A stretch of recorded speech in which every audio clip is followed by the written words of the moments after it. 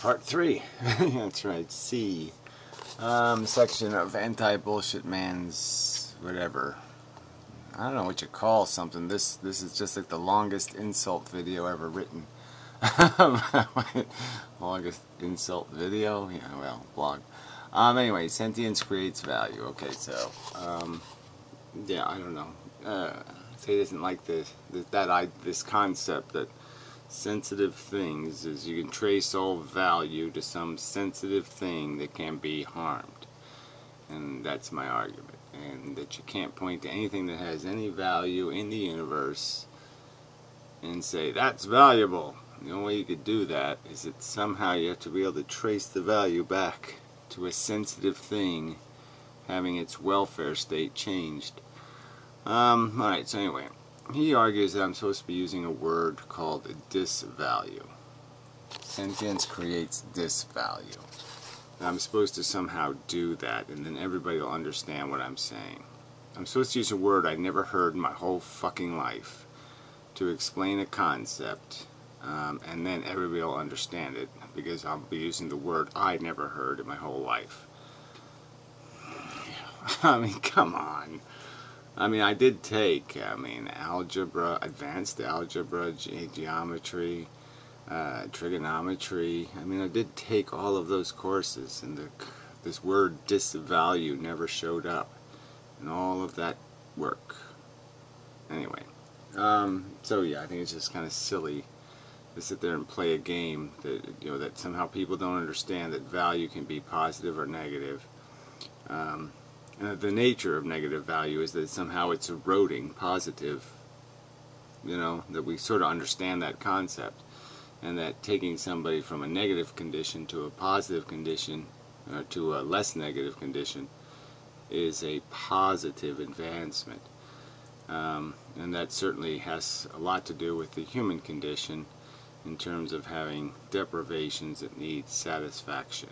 And so you know, he just wants to, I mean, it's just a cheap way of making the argument, saying, oh, what, I'm not allowed to use the word value because we have gradients in our condition that can be called value states, states of condition.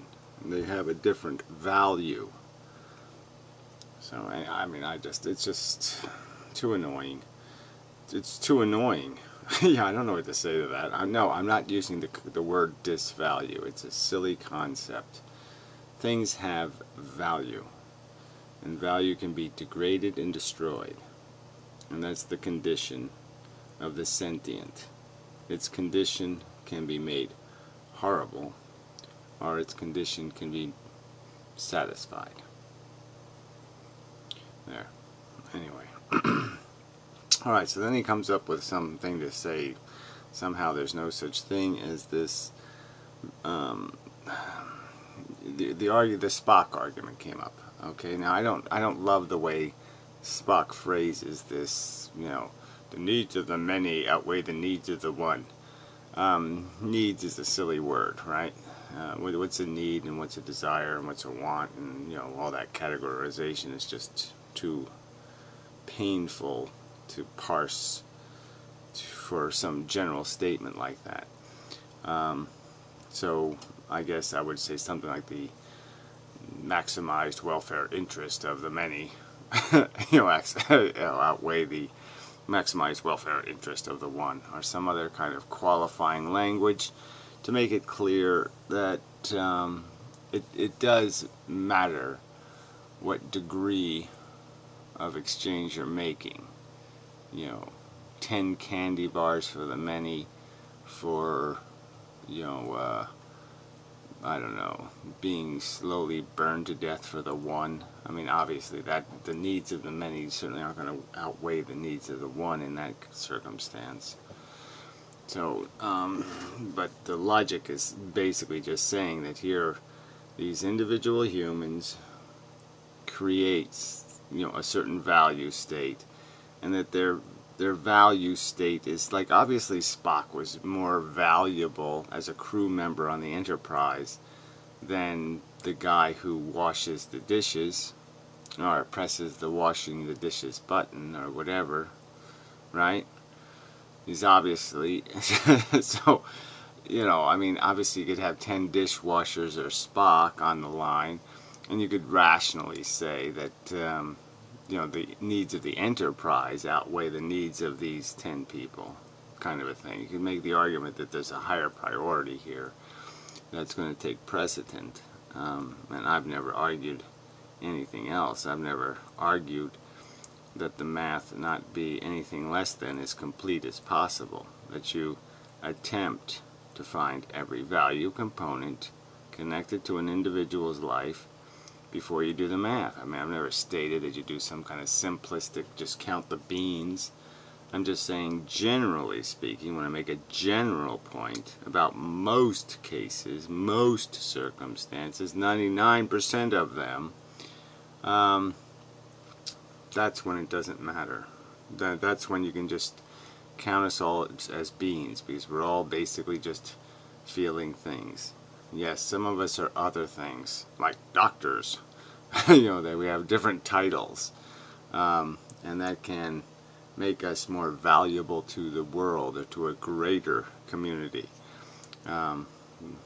So, and I've never denied that or argued against that perception or anything. I'm just saying, as feeling things, our capacity to feel is generally equalized. It is generally similar. Huge exceptions. Some people are preposterously sensitive and some people are preposterously insensitive. But again, that's not the argument.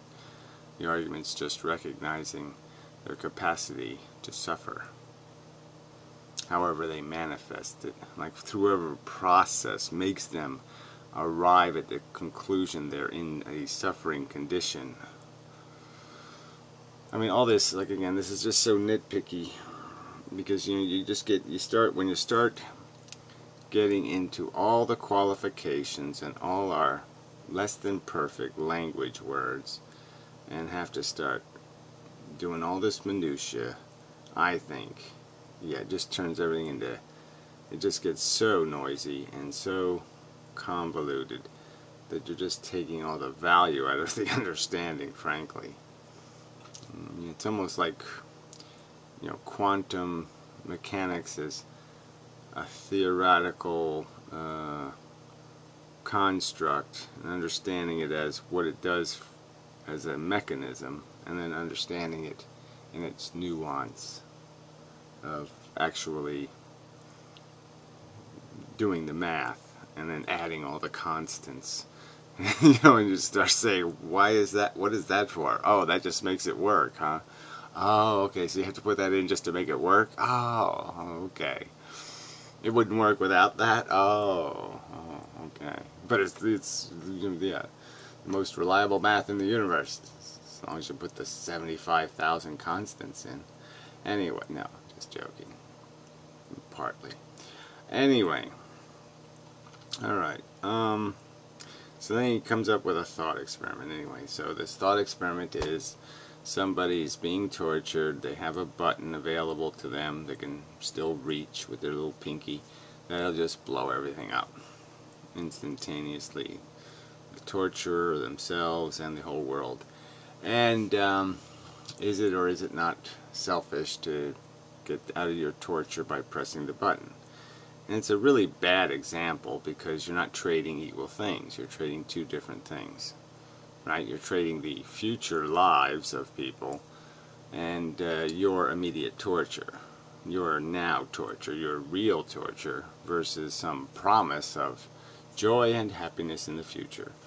And obviously, from my perspective, that joy and happiness shit doesn't have any real value because you'll pay way too much for that. So this guy's got basically a win-win button, right?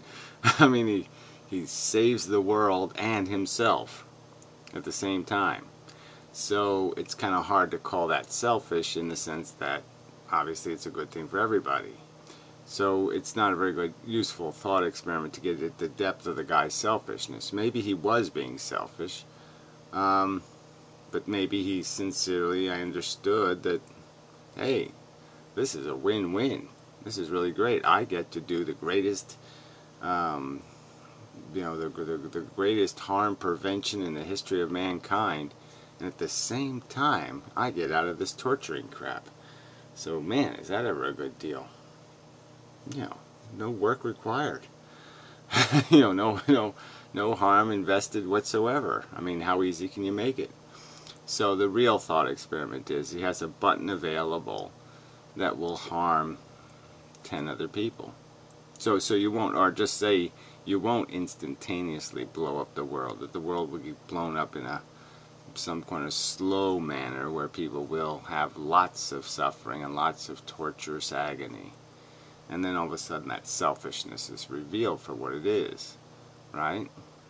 The real harm of the selfishness will be known. So it just, it's just a bogus thought experiment in the sense that we very rarely are offered solutions to our problems that are solutions to the world's problem. We're very rarely offered a situation where, you know, we get the stuff really cheap and nobody has to get ripped off to make it cheap. You know what I mean? That there's no trade-off. And so you create a thought experiment where there's absolutely no harm created, no price paid, except for some sort of thing you already know I don't put any value on it at all, which is zillions of years of human drama. You know, we can do without that. Yeah, zillions of years of human drama. Yeah. You know, that's cleaning up the biggest poop in the universe. I mean, that's like, you can't do better than that. I mean, that's just like finding the biggest pile of dog shit on a sidewalk, you know, and scraping it over to the side. I mean, that's just all win. So I'm just saying that, and he describes this as like, wow, I got this argument beat. You didn't beat anything. Selfishness still fails, generally speaking, all of the time. You know, 99.99% of the time, selfishness will not be the answer. And that's just, I don't think you're going to unravel that or disprove that or demonstrate in any way that 99.99% of the time, going the selfish way is going the asshole way. So take that little measure of Randian, you know, shit for brain bullshit someplace else, because I don't think you made any argument at all with your completely unrealistic thought experiment. Alright. Next. Alright, so again, back to this needs and the many's, you know, insulting the Spockian logic. Let's see if we can make anything else out of that. It sort of just goes back to this, you know, the meaning of this word prevention. Maybe I'll title it based on what his title is, but it's like there's only three things here. It's like you can start something, you can stop something, or you can prevent something. And that's a big word, prevent. So, alright, but anyway, maybe we'll get back to the needs of the many thing. I'm just saying, it's just the logic in this idea that we are individual pieces, that we're just pawns. It doesn't matter which pawns. The whole idea is to keep as many pawns on the board and as few off the board as possible, to have a good game, to have a winning strategy. And it's just that logical. The fewest, the little, you know, it just doesn't matter. You know, the idea is to reduce the number of headaches. Not, it doesn't matter who's having them, kind of a thing. Anyway, consent came in here, which is a tricky word, right? Is clearly what he's implying as a value in the thought experiment is that, you know, none of these 7 billion people who get instantly vaporized gave consent. And so you know, he would argue that I'm being a hypocrite if I say consent is important in the act of procreation, but somehow it's not important in the act of destruction or taking. But again, we're back to that risk word. If I believe there was some risk of a true harm, in violating that consent, like there was some realistic, some sort of explainable, rational harm, then consent would matter. So if it was harm that was going to be imposed upon those people instead of the idea of just missing their future donuts, yeah, then it would be possible to say, for me to say, consent might matter. But really, the word consent, I think, really has to be understood in terms of the imposition of a risk to harm. There has to be, for consent to be necessary, there has to be a risk of harm. Okay? You don't need to consent to an activity where there's no way you could be disvalued, where no way you could receive a gift of disvalue. Okay, if the gift is entirely guaranteed to be something that can't offend you, can't be obnoxious to you, has no capacity to harm you, then you don't have to have consent to give it to somebody, because they can just throw it out if they choose. You know what I mean? If it can't degrade their existence, and there's no potential for it to do that, then consent is not required. As soon as you are attempting to take something from somebody that has any real cognitive relevance to an idea of harm, that can actually create a harm, a sentiently experienced harm, that's when consent becomes important. And just depending on how big the harm is, gives the necessity of consent greater importance. So he calls all his thing freelance ethics, and it's his choice. And he would like to write, freelance implies he would write take every circumstance and analyze it to pieces and never apply a principle. Apparently, he'd analyze every circumstance with no principles, which doesn't make much sense. No, it doesn't make any sense. He'd analyze each circumstance however he felt like on that particular day, apparently by no structure, no book of circumstance analyzation. I mean, it just doesn't make any sense. Freelance ethics? The freelance is a dumbass word. We're back to free will again or something. This shit doesn't exist. You either have a methodology, a methodology for how you're going to dissect the thing, take it apart, where you're not going to break it, where you're just going to take it apart, be able to analyze it, weigh it, measure it, and find out what its thing is, what the right answer is. But the right answer is through some sort of logical process, and there can't be freelance in a logical process. Freelance logic? Come on. So I call bullshit on that. So anyway, but yeah, I'm certainly not, I don't see consent. Consent is very important when you're assigning risk. And it's not very important when there is no risk. So that's the importance of consent. Has to be understood to be, it's really only associated with the capacity to do something harm and assign the negative effects of harm. So when you're going to assign that, then consent becomes important. But when you're not assigning it, it doesn't. It's not as important. And it's certainly not universally important. If 10 things have to have their consent violated, it just doesn't matter. If if the argument is, you rape one woman to stop 100 equally bad rapes, and that's the deal you get, and it's just too good a deal, consent of the victim you choose is not necessary because the value is just too certain, and you are preventing other violations of consent, of a greater number of violations of consent, of a higher magnitude of consent. You could make that argument. So consent is not, what's the word to use? A universal good, in the sense that it doesn't always, it's like harm isn't always bad. In that circumstance where harm prevents more harm, harm is a good. So if you can do a little harm now to prevent a huge harm in the future, yes, you can logically understand the value of doing that.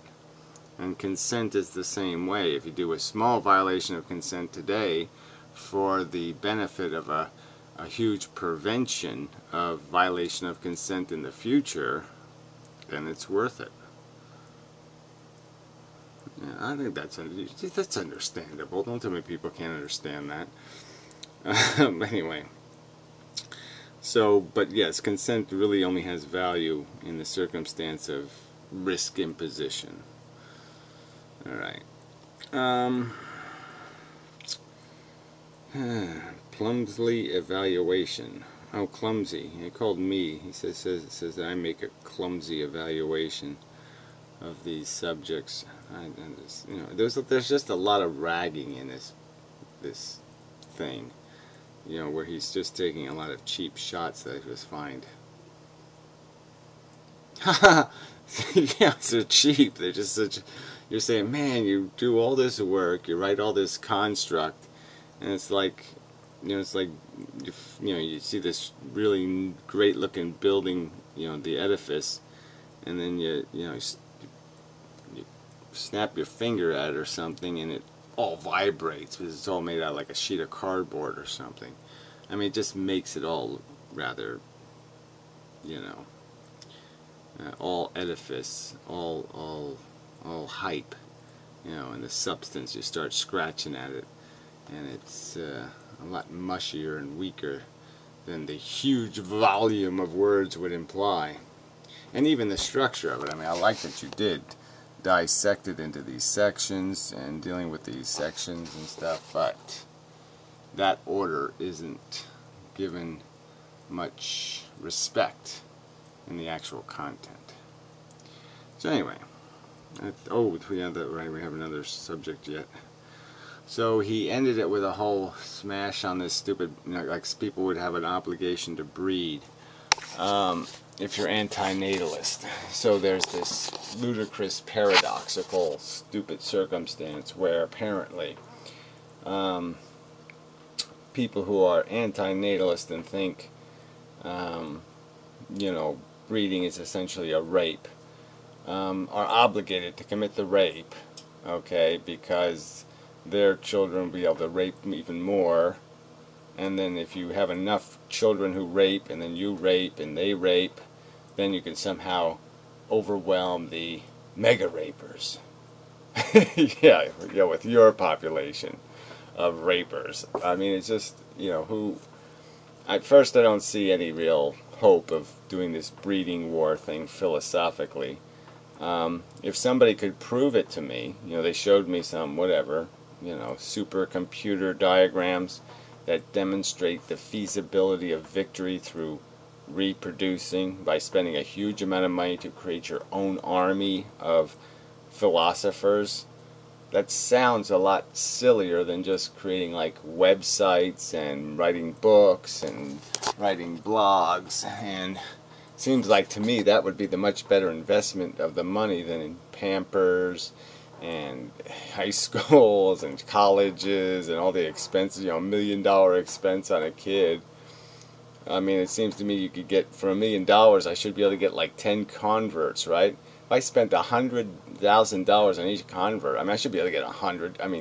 I should be able to get 10 converts for the money I would spend for one kid, right? Come on. It seems realistic to me.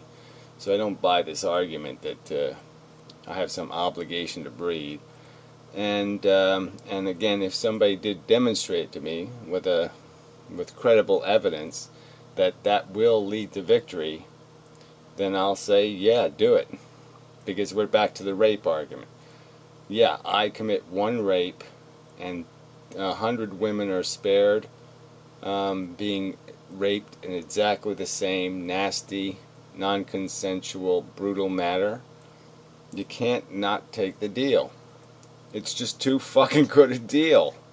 So yeah, if they can show me that I can save billions and billions and billions of sentient beings pointless and idiotic suffering by having a kid, okay.